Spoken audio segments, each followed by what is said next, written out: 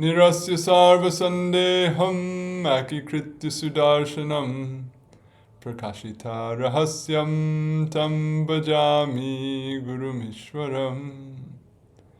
Itam Shri Radhika Prana Nathapada Sarojayo Yena Premanubhutyasha Dattam Tam Shri Gurum Bhaje. Shri Govinda Pararavinda Marupananya Vilashojitan Purna Prema Rasotsavo Jalamano Vritti Prasannananan Shajvad Krishna Katha Mahamrita Payura Shomura Kelatu Bande Bhagavatani Mananulavam Murdnani Patyakshito.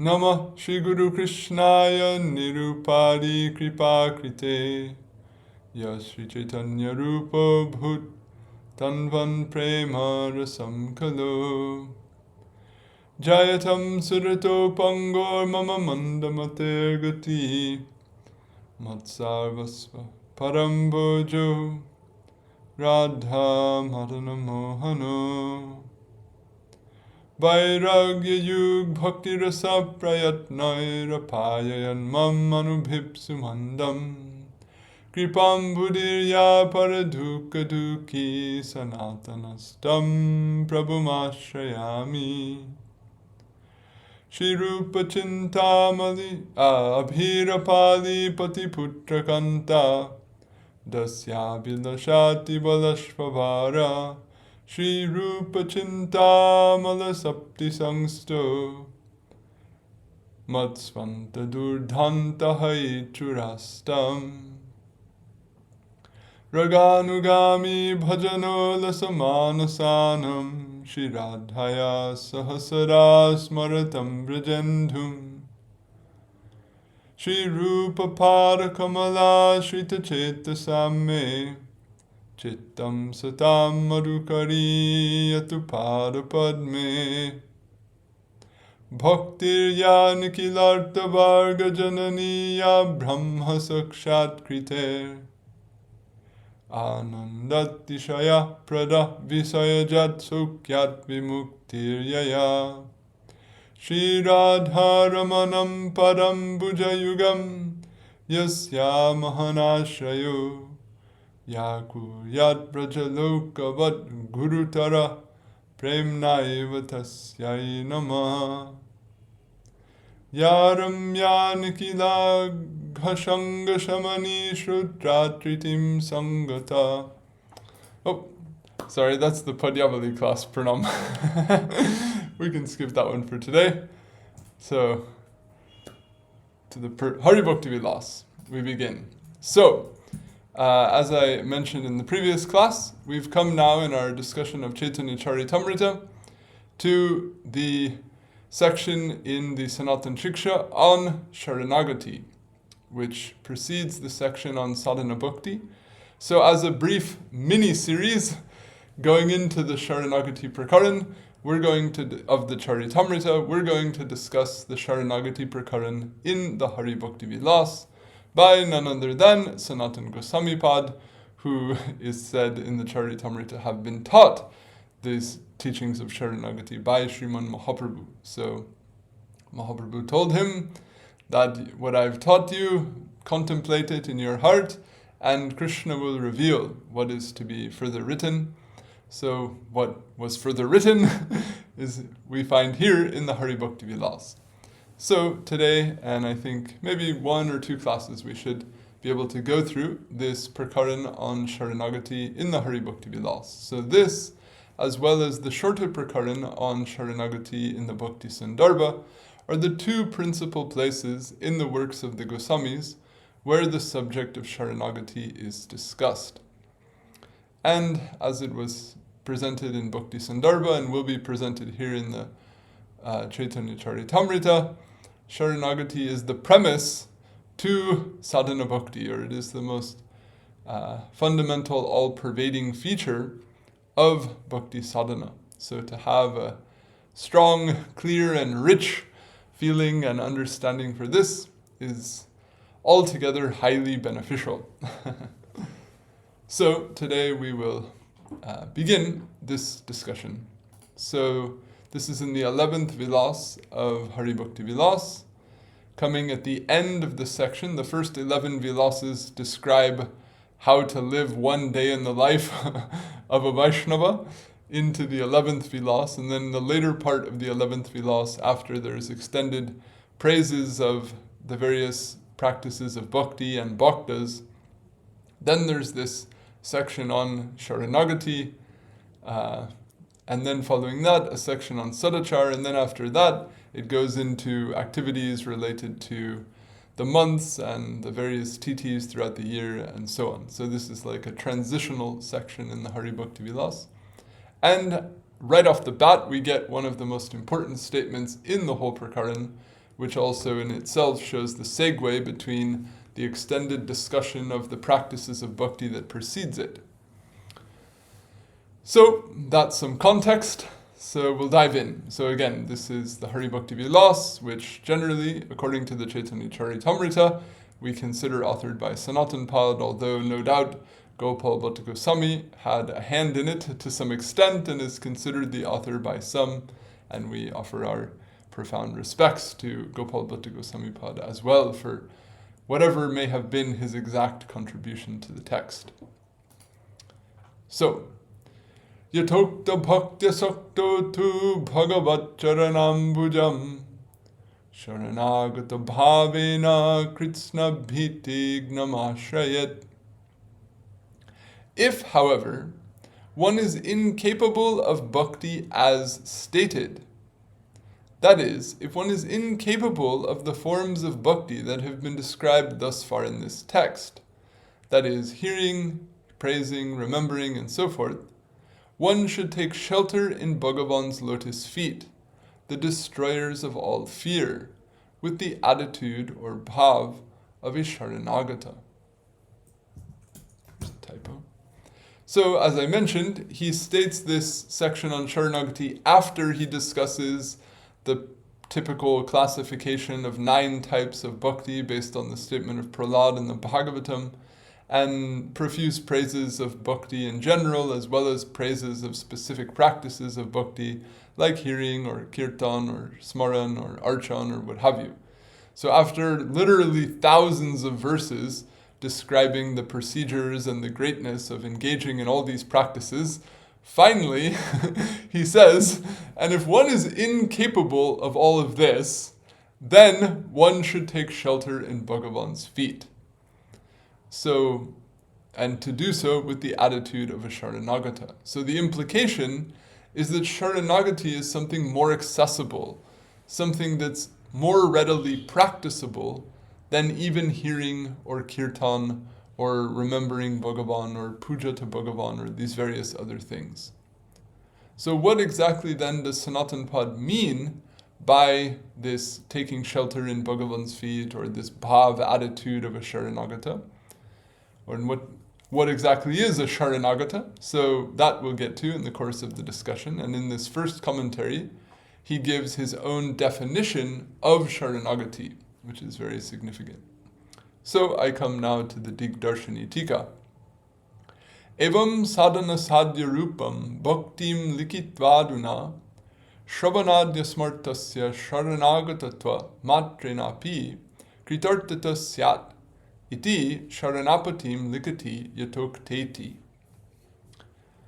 Having thus described bhakti in sadhana and sadhya form, the author now describes sharanapati, because successfulness can be had even by one who is incapable of hearing and so forth, that is, incapable of the other forms of bhakti that have been described thus far in this text, even just by being a Sharanagata.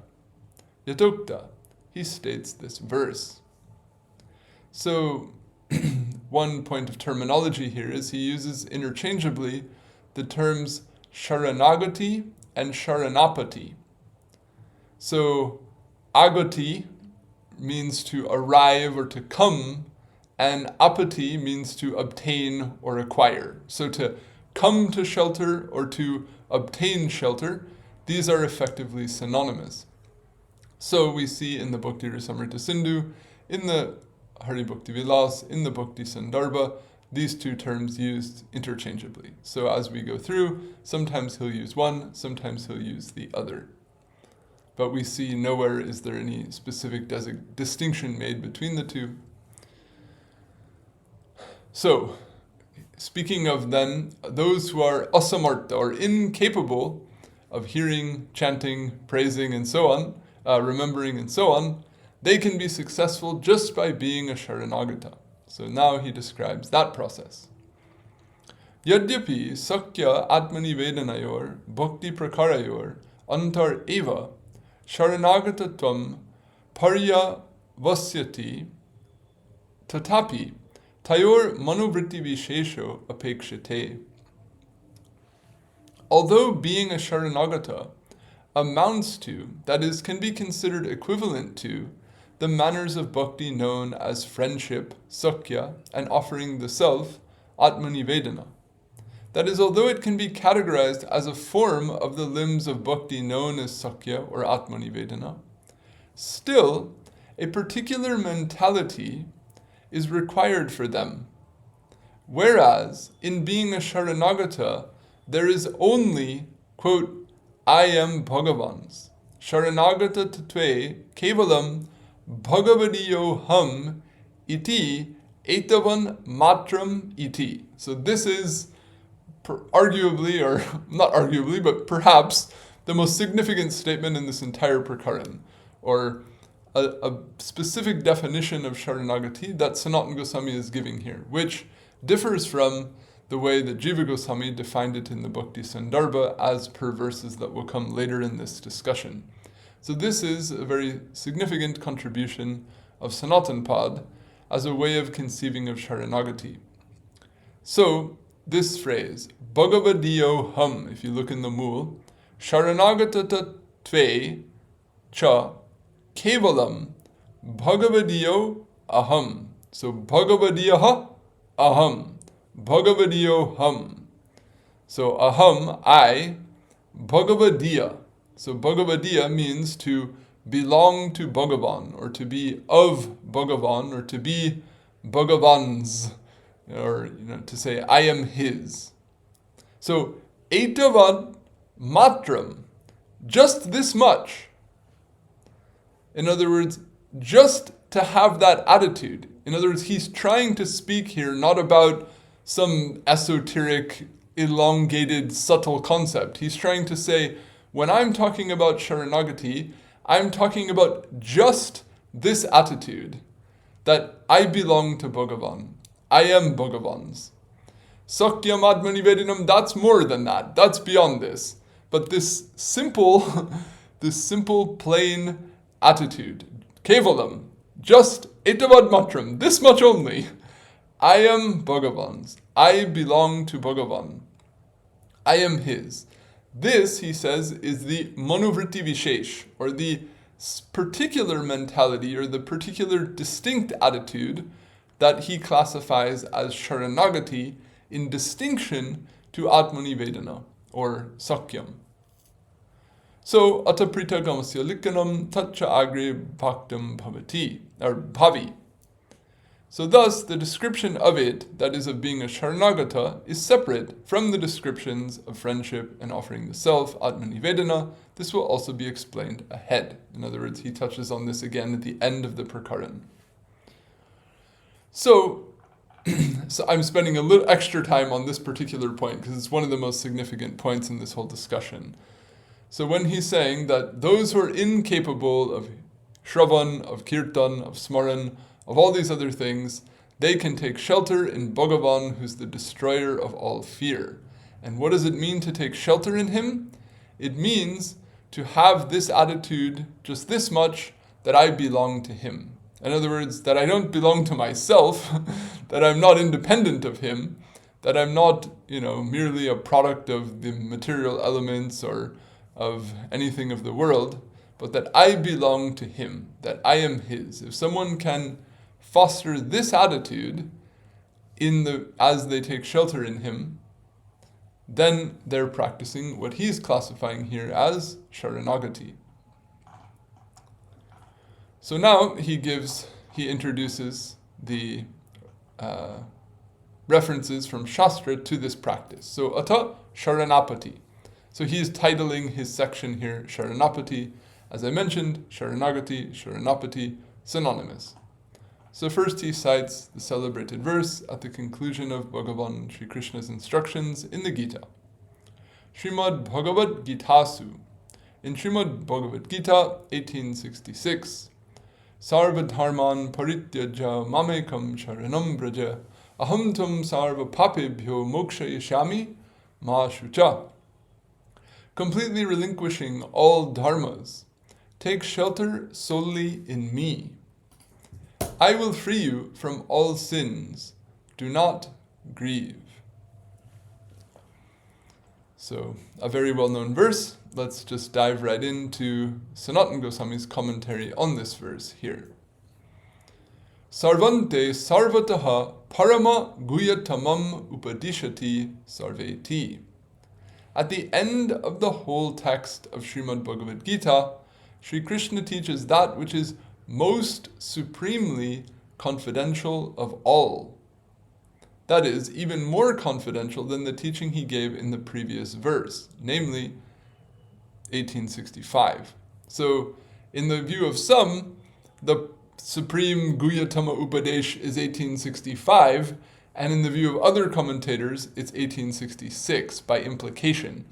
Because in 1864, he says, now hear my Shunume Parama Vacha, this supreme confidential statement of mine, and then he speaks 1866.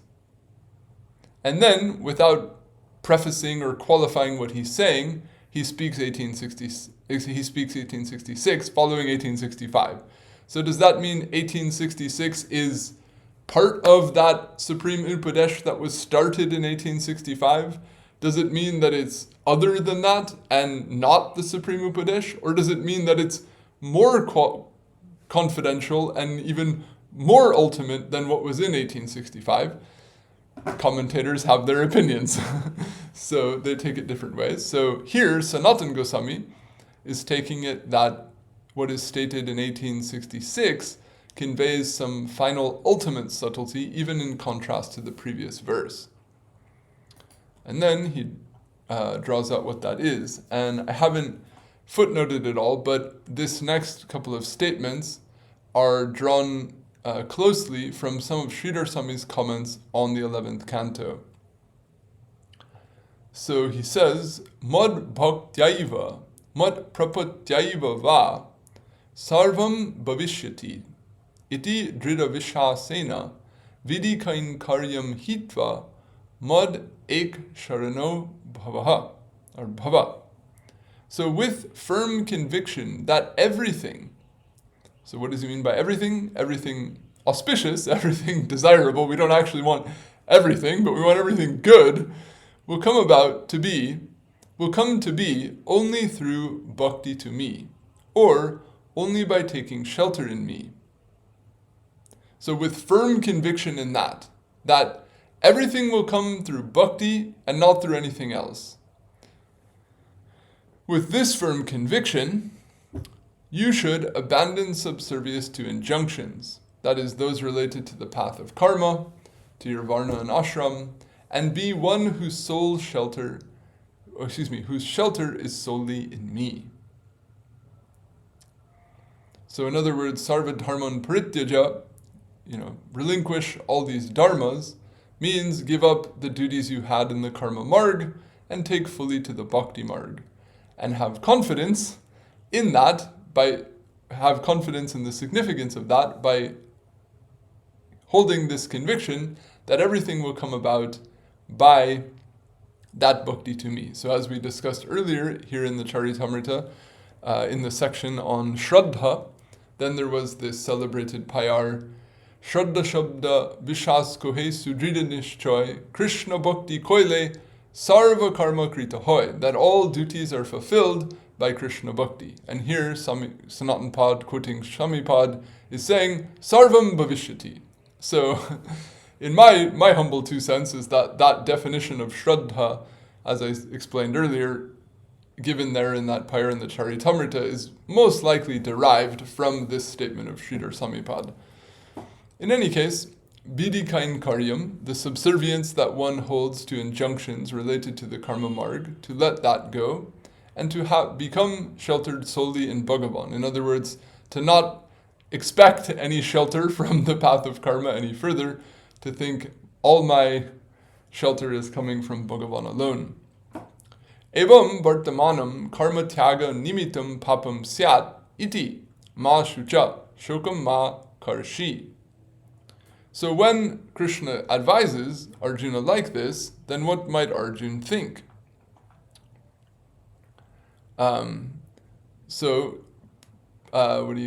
Presupposing or expecting him to worry, he says, don't grieve, or that is, don't agonize, ma shucha. Now, why would Arjuna agonize when he's being told, leave all these dharmas and surrender to me?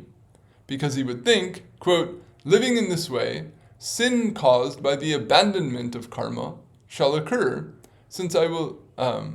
So when Krishna says, leave all your dharmas, surrender to me, then Arjuna thinks, well then, if I don't do all my karma, I'm going to be implicated in sin. I'm going to neglect so many duties. So what's going to happen to those duties that need to be done? Don't worry. Ma shucha, why not? Aham tum sarva papebhyo mokshe shami, because I'm going to free you from the consequences of all that sin. Or in other words, the implications that come from neglecting those duties, I'll take care of that. You don't need to worry about it. Therefore, don't worry. Ma shucha. So this is how he reads the unfolding of the statement.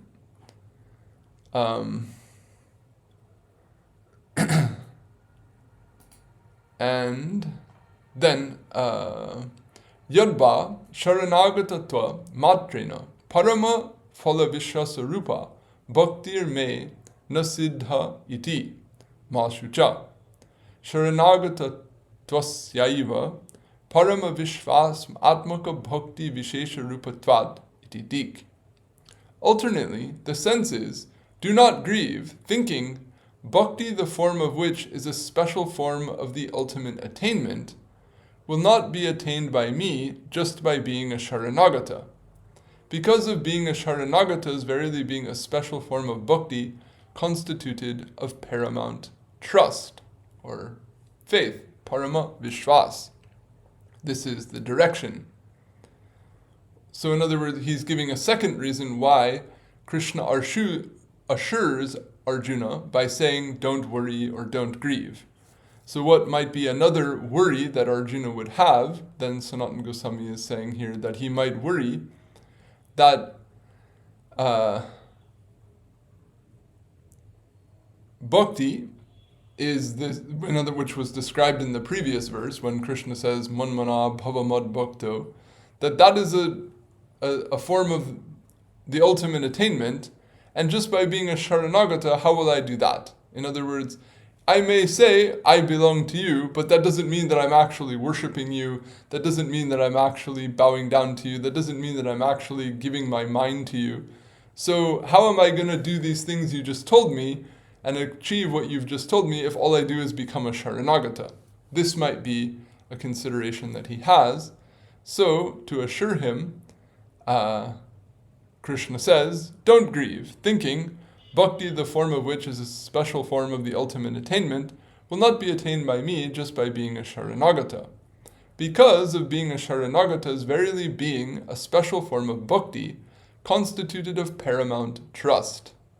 In other words, don't worry that you're not being a bhakta by just being a Sharanagata, because actually being a Sharanagata is bhakti. Bhakti as defined here is itself also a form, Sharanagati as it's defined here, is also itself a form of bhakti.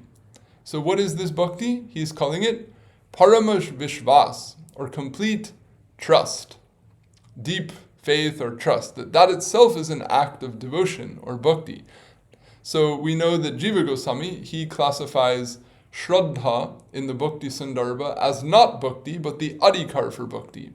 And also in the Charitamrta, we had extended discussion of how Shraddha is the adhikar for bhakti, and also how Jiva Goswami explained that Saranagati is the indicator of the depth of one's Shraddha.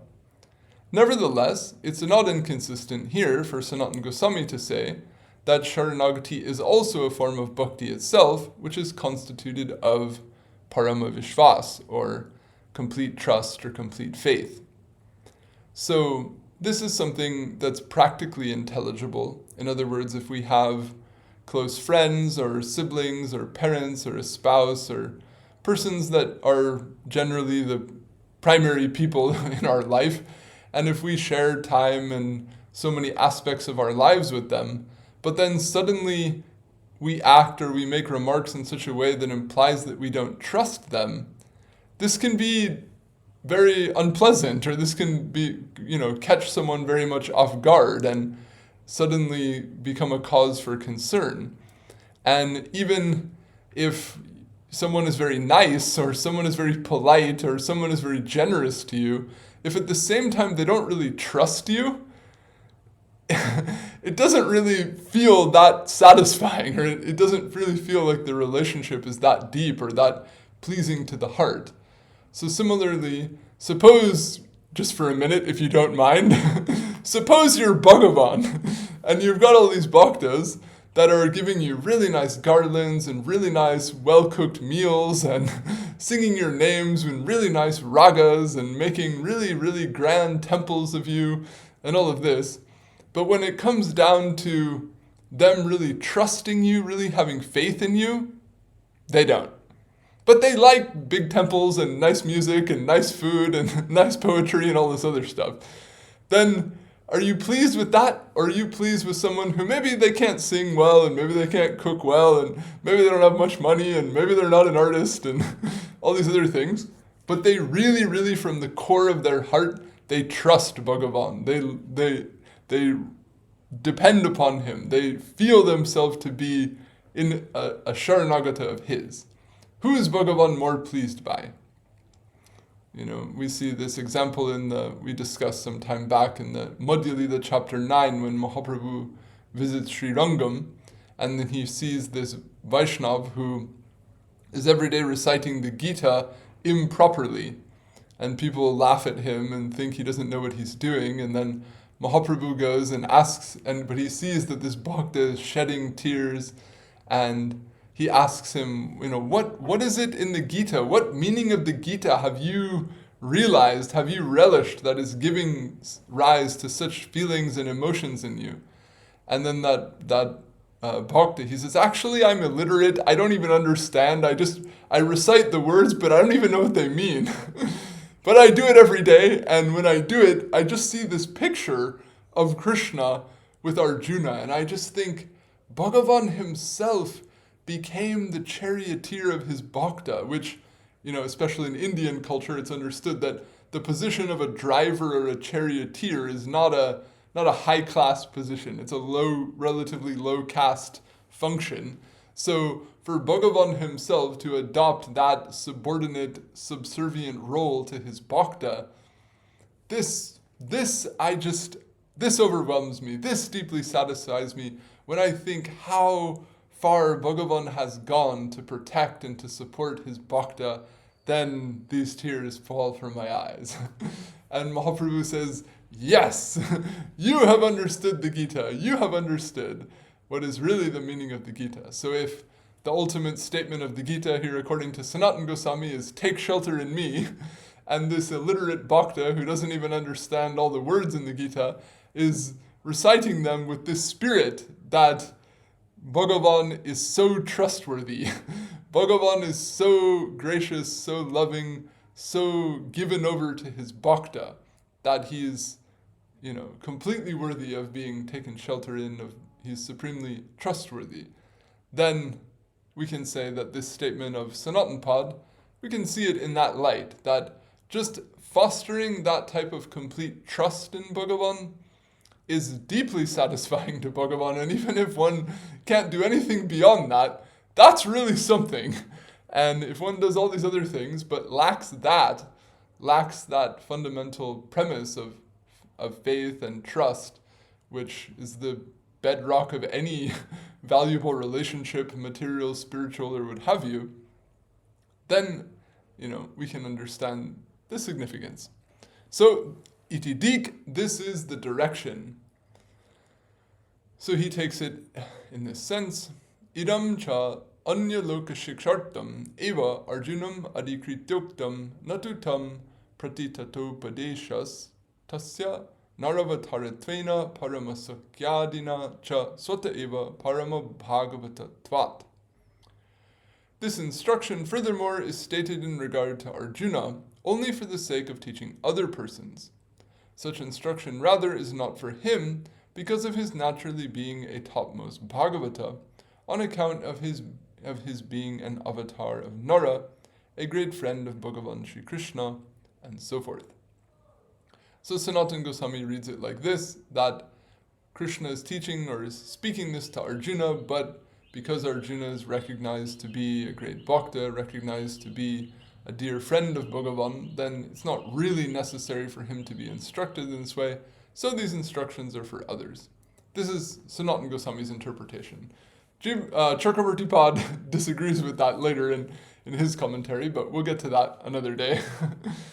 In any case, the main point that's being brought out here is this idea of this verse of, relinquishing all dharma, taking shelter in Krishna, the essence of it being trusting in Krishna as being a truly reliable source who can protect one, and by whose power all the consequences of giving up other duties for him will be mitigated. So, this is the principal statement in praise of Saranagati in the Gita. So next, Sanatana Goswami cites a principal statement from the Uddhava Gita. Ekadasha skande cha Sri Bhagavad Uddhava Samvade. And in the 11th canto, in the conversation between Sri Bhagavan and Uddhava. Tasmattam Uddhavotrijam chodanam pratichodanam pravrittim cha nivrittim cha shrotavyam shrutameva cha mam ekameva sharanam atmanam sarvadehinam yahi sarvatma bhavena mayasya hya kuto bhaya. Therefore, O Uddhava, completely abandoning injunctions and prohibitions, or, according to another commentary, the Shruti and the Smriti, engagement, that is the dharma of a householder, and desistance, the dharma of a renunciate, and that which can be heard and that which has been heard, you should take shelter solely in me alone, the self of all embodied beings, with the full spirit of yourself. With me, be completely fearless.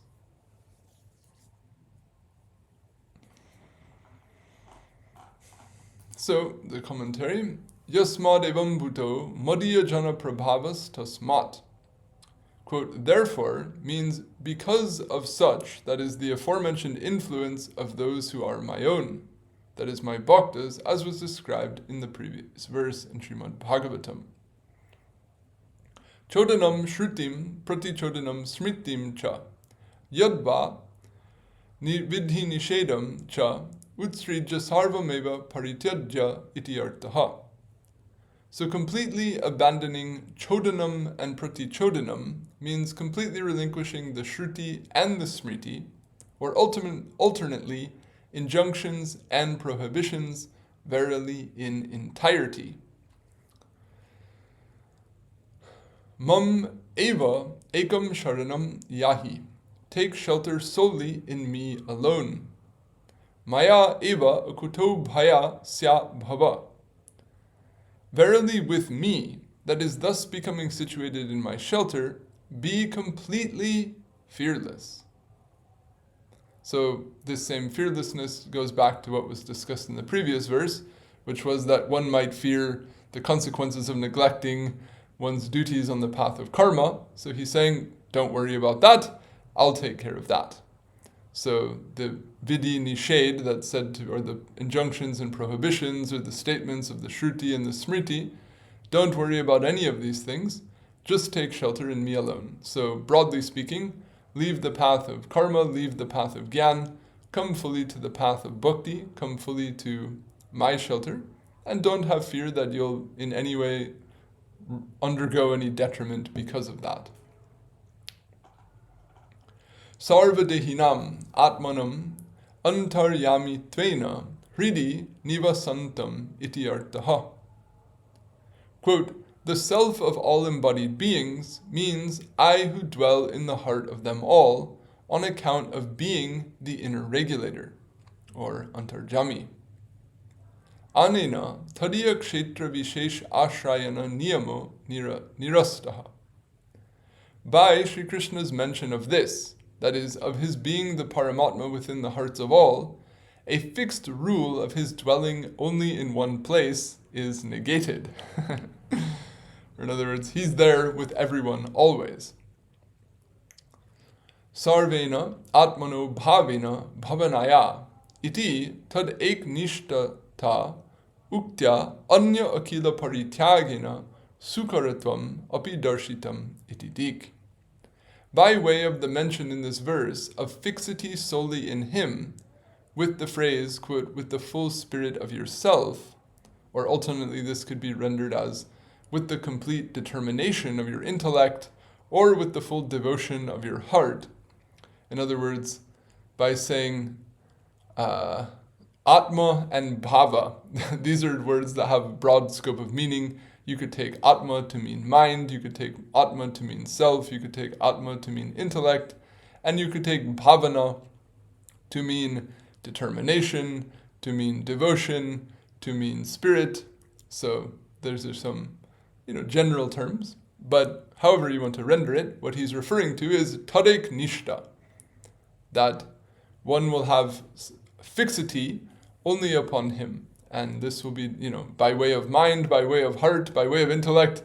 In one sense, it implies them all. So as such, Saranagati is also being easy to accomplish by means of completely relishing all else is shown.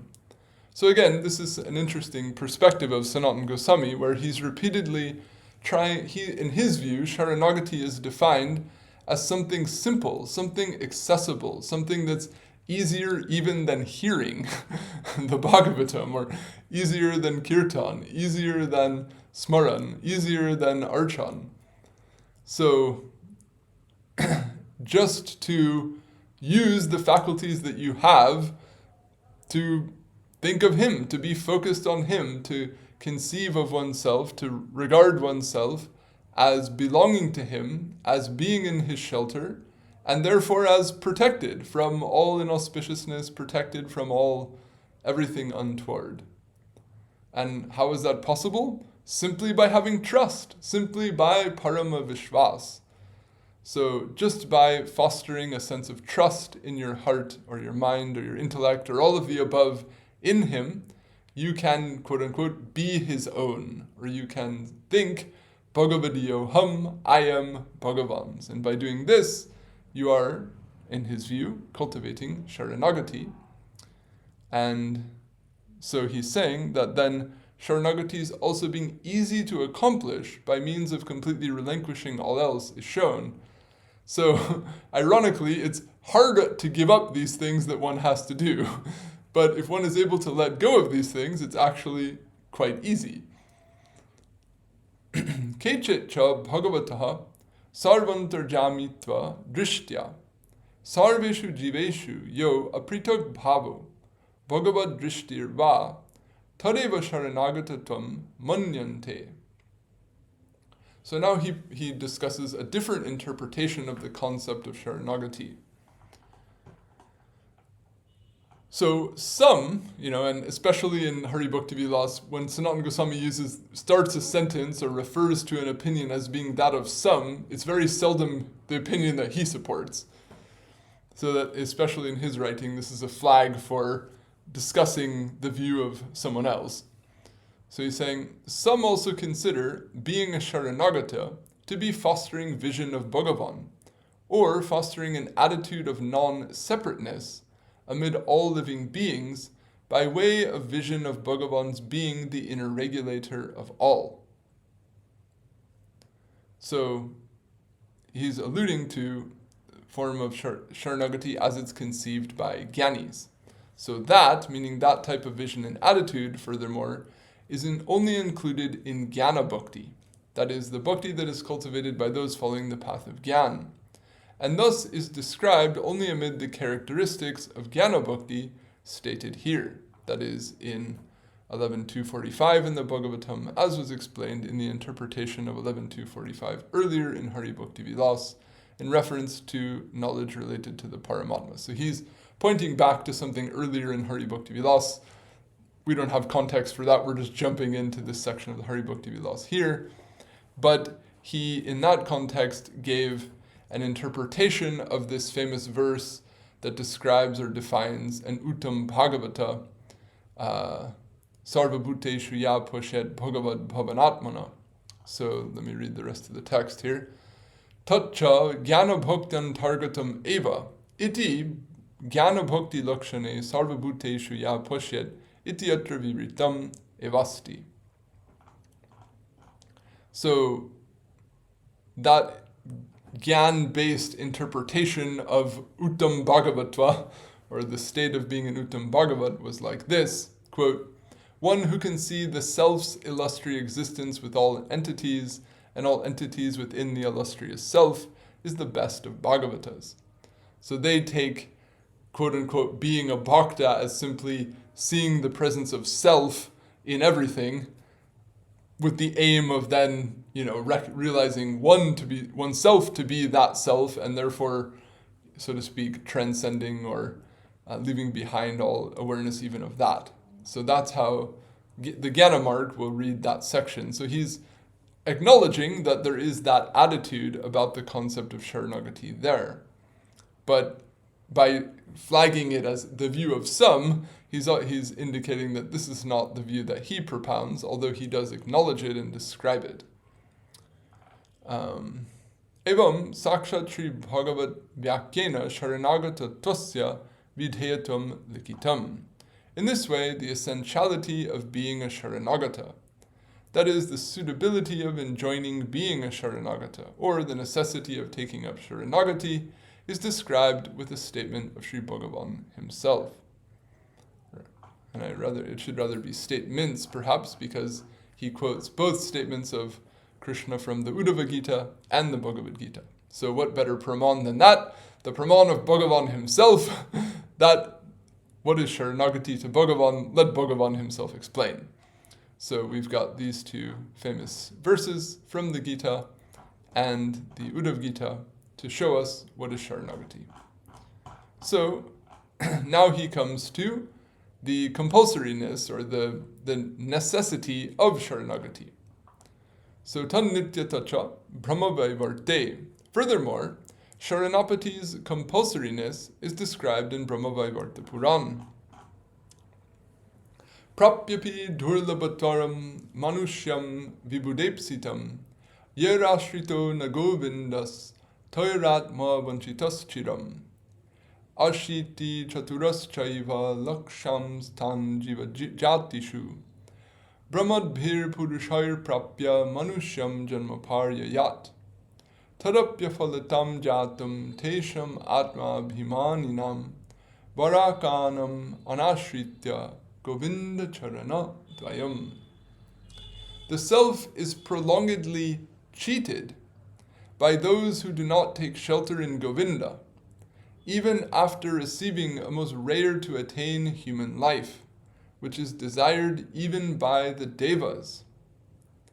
A human life is attainable by living entities wandering amid the 8,400,000 species of life after a revolution of births. Even that, meaning the attainment of human life, however, becomes fruitless for those possessed of self-conceit, meaning for those who identify with the body and lack awareness of their actual self, and the wretched, meaning the low-minded absorbed in the pursuit of worldly pleasures, as a result of not taking shelter in the 2 feet of Govinda. So He's arguing for the compulsoriness of Saranagati. So to establish that, he quotes a statement which says that, which is what you would call a byatirek vachan, or an assertion of this by negation of its opposite. So it's compulsory to do Saranagati because what are the consequences of not doing it? Perpetual self-deception, or perpetual self-betrayal, or whatever you want to call it. In other words, denying oneself what is actually best for oneself. So I'll come to the commentary. Tatcha avashyam eva karyam anyata parama doshapate iti tasya nityatam likati prapyeti tribhi. So Sharanapati, furthermore, is certainly to be done on account of the occurrence of a great fault otherwise, that is, if one does not do so. Thus, he describes its compulsoriness with 3 verses. Atmaiva chiram vanchita vivida dukkha sagare sana nipatita iti artaha. The self is prolongedly cheated means the self is perpetually cast in an ocean of various miseries. Lakshan iti adi pumshakataditam arsham, the masculinity and so forth of the word lakshan is seer's usage, or an archaic form. Chaturash iti laksha sankhya sankhi kasu iti artaha. A count of 8,400,000 is the meaning. Janma paryayat tatra tatra paryayena janma prapter anantaram prapyam bhavati. Quote, after a revolution of births means that a human life becomes attainable after receiving births by way of revolving throughout them. Meaning a human life is finally attained after being repeatedly reborn throughout the 8,400,000 of species of life in the universe. Atma abhimaninam deha abhimanavatam varakanam tuchabudinam sharanagatatvenapi aprapanam asatam iti artaha. Asatam iti artaham. For those possessed of self-conceit refers to those possessed of a sense of self fixed on the body. That is, those who, in the absence of awareness of their actual self, identify with the material body into which they have been born. And, quote, the wretched refers to the low-minded, that is, the asat, those who have not taken shelter in Bhagavan by means of being Sharanagata. Evam, bhakti ashaktveena avashyam Sharanagatatvenapi bhavyam, anyata manusha janma vaifhalyena tadashesha karma vaifhalyapate iti nityatam siddham.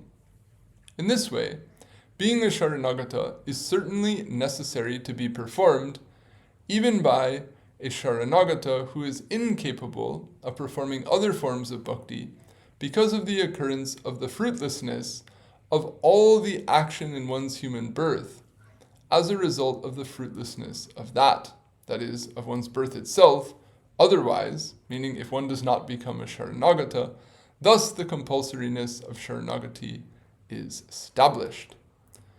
So what he wants to say is that if someone is incapable of all other forms of bhakti, then at least they can do Sharanagati.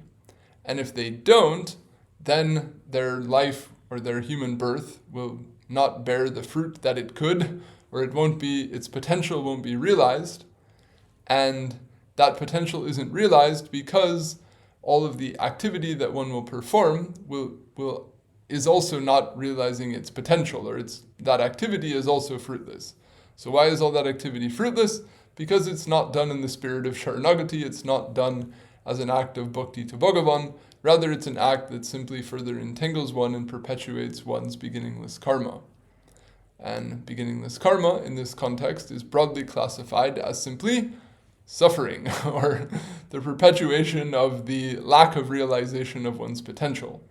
So when one has some experience, or at least some scent or some trace of the idea of the profound sublime blissfulness of bhakti, then that is the contrast between that and even worldly pleasures becomes so great that all worldly experience becomes fit to be classified as suffering by a scale of relativity, so to speak, even though for those who don't have that wide frame of reference, there does seem to be a great distinction between worldly pleasure and worldly suffering.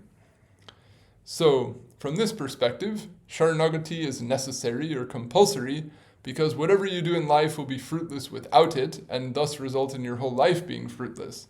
So, your life will be fulfilled, you'll enable yourself to realize the fulfillment of your existence, you'll enable yourself to avoid wasting the preciousness of your human birth if you use it to take shelter in Bhagavan.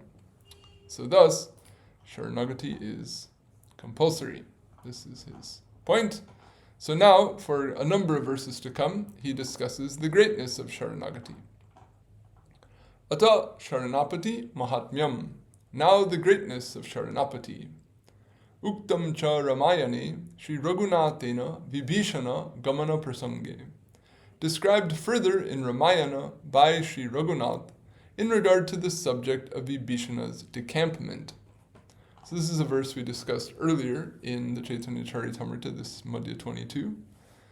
Sakrideva prapanoyas tabasmiti chayachate abhayam sarvada tasmai dadam yetad vrata mamam.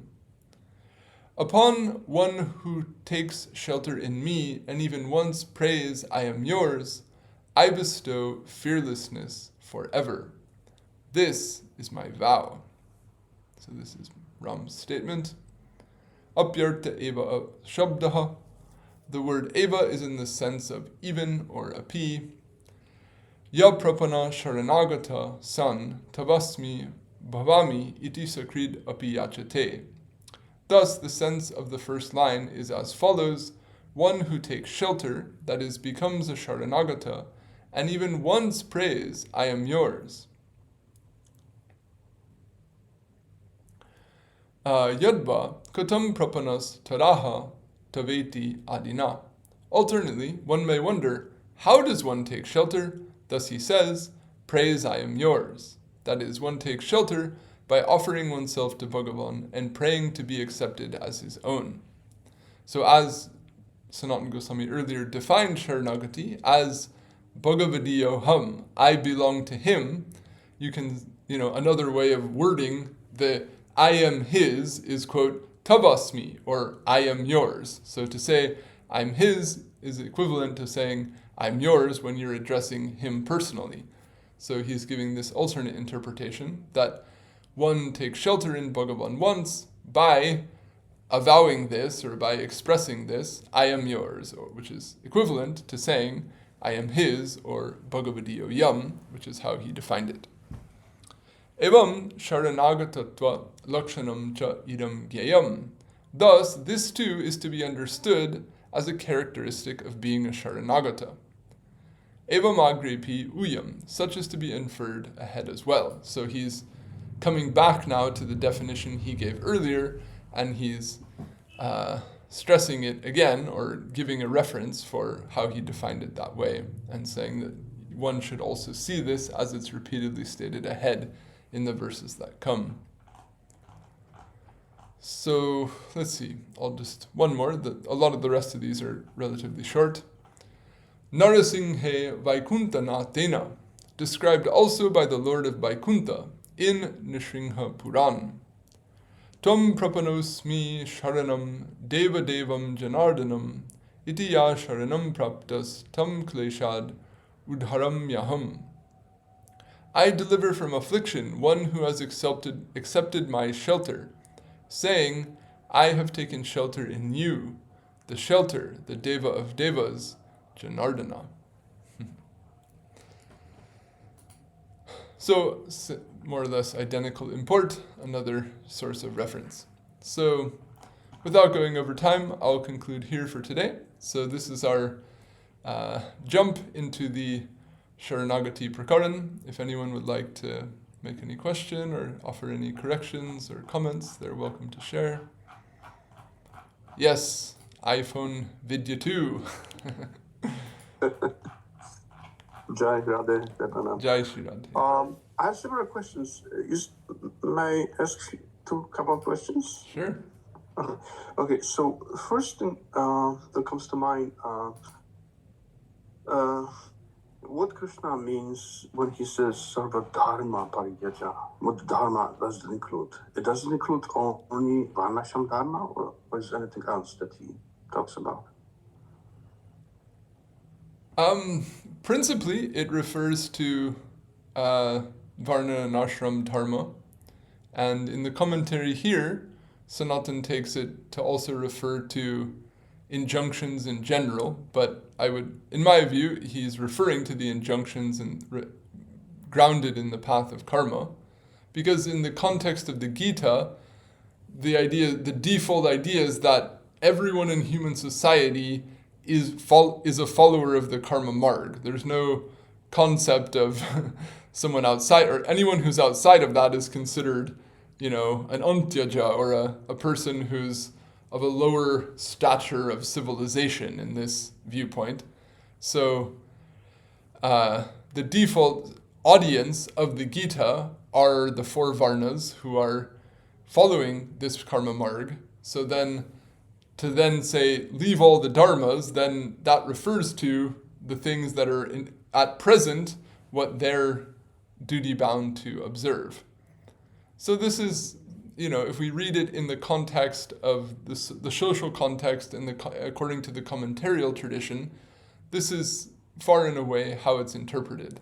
Now I know in modern day people are fond of interpreting the words karma and dharma in the Gita in light of, postmodern society and all of this. If someone wants to do that, I'm not opposed, but I don't have that much to say about that way of seeing it. So, I would just say that in general, that's what it refers to. But if you want to tease out something in between, so to speak, you're welcome to. No, but it doesn't refer to other religions, because at the time of Gita was spoken, there was no other religions really that we know of today, right? Right. I mean, I have seen people interpret it as in, don't follow Christianity, don't follow Islam, follow Krishna consciousness, this type of thing, and, paint Krishna as some type of, like cult leader saying, worship me and don't follow anyone else's religion, so this would be, I think, I would classify that as arguably perhaps a crude, recontextualization of what's being said. Mm-hmm. So in the same line, we'll continue with this verse. Some commentators say Sarva Dharma Parityajam Mamekam Sharanam Braja, and they use kind of Vyanjana, I think, that reflects on a word that sounds similar. For example, they say, give up everything and surrender to me in Raja. Would that be correct stretch? Like surrender me in Vraja. Vrindavan. I mean, I'm not sure whose commentary you're referring to. At least Samipad, Chakravartipad, Sanatanpad, Vidyabhushanpad, none of them give that type of interpretation. So, if someone is a Braj Bhakta and wants to read it like that, I'm not going to rain on their parade. If they want to take it to Braja, so to speak, okay, no harm, I suppose. But as far as that being anything part of classical Gaudiya Vaishnava discourse, I've never found any evidence for it. Mm-hmm. Okay, and last question. Okay. When you read Sindhu in Sadhana Prakaran, it says Rupa Goswami describes 64 limbs of bhakti. Mm-hmm. And Saranagati is placed somewhere in the middle, like 32, 33 item. I was wondering why so down the list. Well, I mean, the whole listing is not hierarchical. Oh, okay. I mean, there's some hierarchy to it in the sense that the first 3 items, taking shelter of the feet of the guru, receiving shiksha, diksha, doing trusting seva of the Guru. These things are privileged as the gateway or the basis of the rest. And then, the list is not actually 64 because some of the limbs are doubled. Kirtan is mentioned twice, and these last 5 that he mentions, or some of them are actually mentioned earlier, but he mentions them again to give special emphasis on this final group of 5, Satsanga, Nam Kirtan, Bhagavat Shravan, Mathuravas or Dambas, and Murti Seva. But of course, Murti Seva is also mentioned before that, Kirtan is also mentioned before that, Shravan is also mentioned before that. So, it's a list which has utility, but it's not conceived of as necessarily ranking them all. He does give some groupings that I think it's the second 10 are those that relate to negation, and the early set are those that are referred to acceptance of certain things that are valuable, and then later it goes into more active practices. But the fact that Sharanapati is sort of in the middle of the list, I don't know of any particular significant reason for that, but as we see here, Sanatana Pad and Jiva Goswami both give very special discussion and significance to the practice of Sharanagati. But in Sindhu, when Jiva Goswami comments, he does it say anything? I don't remember. Did he comment anything about on Sharanagati as a special item there? In the Durgama Sangamani? Yeah. I'd have to check. I can't say off the top of my head if in that passage he adds something there or not. I can just see really quick. Thank you.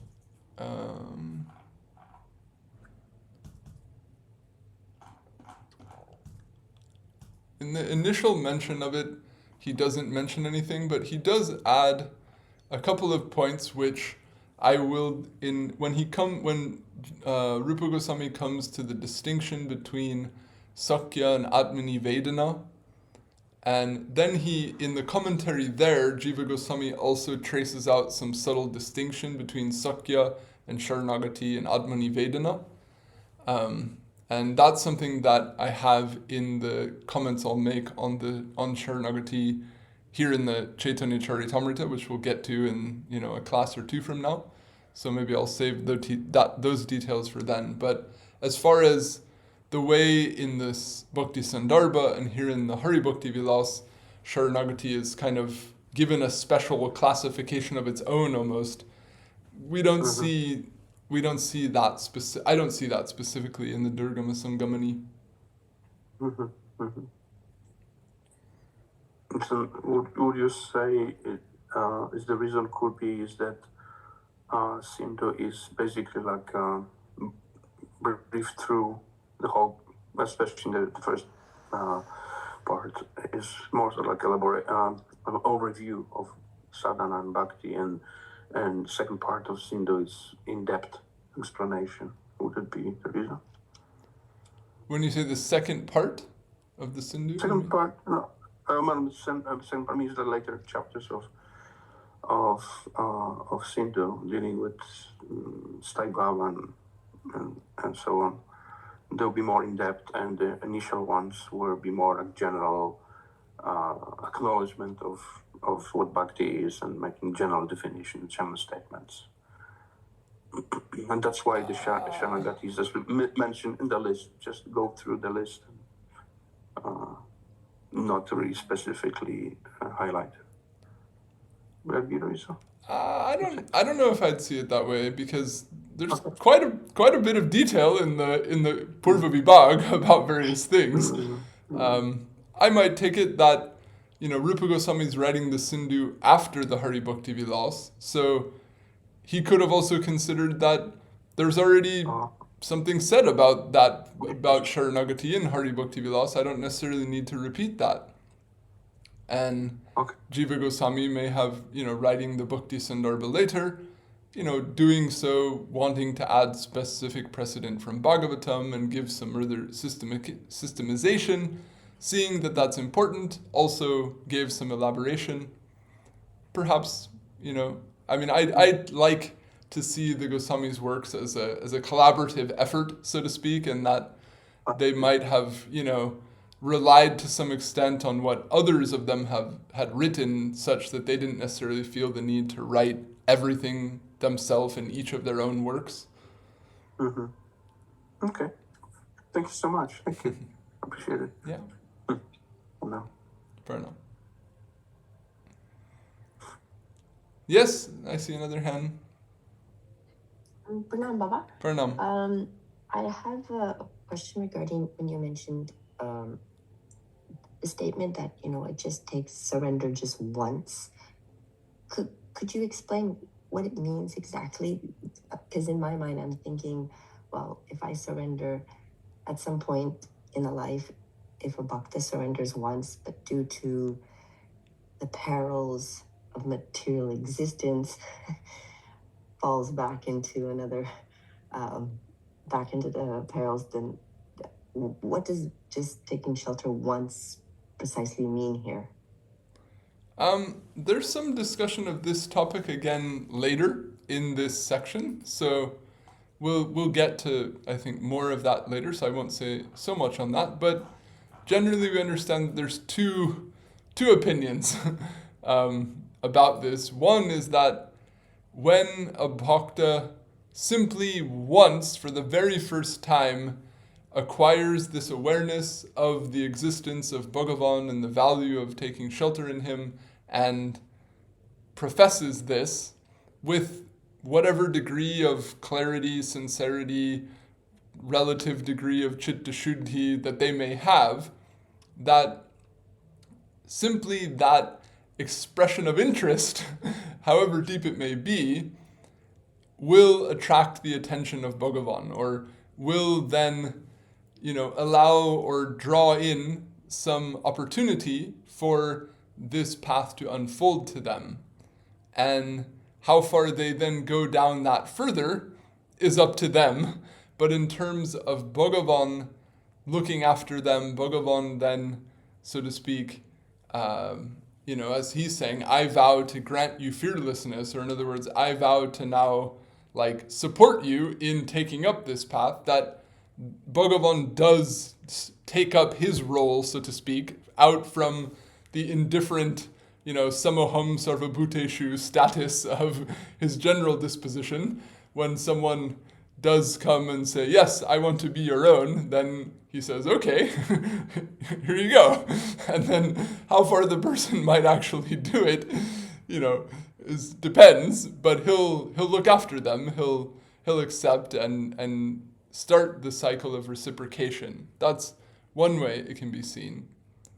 In other words, so it just literally takes once in that sense. But that the person won't undergo any pitfalls or setbacks along the way, that's not necessarily guaranteed, or that depends on other features of the level of purity, the level of capacity that they have at the moment that they make that initial profession. And another way of seeing it is that to truly, that you interpret it in the true sense, that someone might say they're taking shelter, but they're really not, because their mind is still so clouded by all these other samskars, and they actually still act on their material desires, and so they've never really said, I'm yours. But when they finally get to that state of purity where they say it and they have the purity of mind and the composure to actually make every thought and word and deed consistent with it, then at that stage, the attainment of the fearlessness and the, elevationness, so to speak, becomes tangibly perceptible. And so people may say it's at that point that one really does it, and therefore that it's then granted. So, in other words, some might see it as something very high, that truly to do it then, and at another level, it's taken just that wherever one is at, however one may do it, that starts the process. And personally, I feel the way that Sanatana Goswami has discussed the subject, it seems to me that his view is probably closer to the first attitude, that it's just, someone trying once, and that gradually from a long range optimistic perspective, things are unfolding from that point on. Thank you. That's hopeful. Wouldn't the verse Dig-darsani sort of back that up? Sorry, Abhichet Suduracharo, I heard someone saying? Yeah. Wouldn't that verse sort of back up that position of Srila Sanatana Goswami? Certainly. Even if one's conduct is not in line, if at least they're ananya bhak, at least they don't have any other devata but me, then they're sadhu. So that's a nice point. Thank you for sharing that. Thank you. And yes, Vidyaji, did you want to say something else? Yes, I was prompted by this question about the surrendering once, and I was just wondering if to find a compromise answer to it would be to assume that at the level of ruchi, when ruchi appears, the natural detachment or attraction to anything else and then Krishna Bhakti all disappears and this one-pointedness appears. So would it be suggestive to say that ruchi is the turning point when you actually surrender once and from there you pick on and go forward? Because ruchi is symptomatic of, detachment is symptomatic of ruchi. That's just only one thing that's in the mind appears and everything becomes insignificant. I'm just thinking that this could be an answer to the question. Perhaps. I can't think of any place where I've heard an explanation like that before, but perhaps would be another way of seeing it. Looking forward to hear more next class. Cheers. All right, well, I'll conclude here. And if we're so blessed, then next week we'll proceed further into this Saranagati Prakaran of the Hari-bhakti-vilasa and make our way back to the discussion of Saranagati in the Sanatana Shiksha. Vaishnavebhyo namo nama. Jai Shri Guru, Jai Shri Gaur, Jai Jai Shri Shri Radhe Shyam. Shri Radhe Shyam. Yeah.